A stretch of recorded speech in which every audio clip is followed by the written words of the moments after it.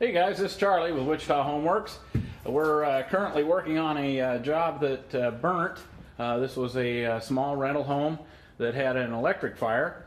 We are currently in the stages of cleanup and taking down the sheetrock so that we can assess the damage in the walls that were most affected. We are also trying to get this done as quickly as possible. Obviously, the person that has the place wants to make sure that it gets rented right away. You can see here above me how the fire had gotten into the attic, and some of the structural members up there will have to be replaced. We also have the hole from the fire department that they cut so that they can vent the smoke and fumes out while they're fighting the fire. The fire actually, if you come with me here, the fire actually started in the kitchen. You can see the hole right there. It was an electric fire.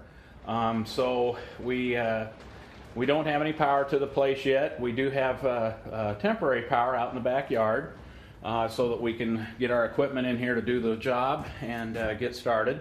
We'll be replacing the electric panel because it got wet. You don't want to leave something like that, try to reuse something like that.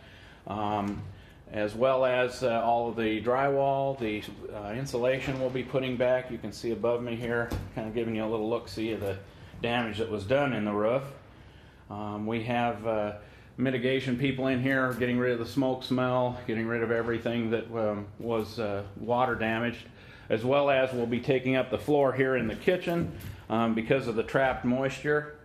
And then we'll be bringing in the dehumidifier units to dry the place out really good. We'll be treating it for mold and things like that, and then we'll start the reconstruction. So I'll kind of keep you posted here on it. I'll show you right back here where the fire actually started. There was the drop for the power that come into the house came through here, and evidently the wires were pinched just right and caused the fire. So again, we'll keep you posted on our project here as we go along, and we'll talk to you again.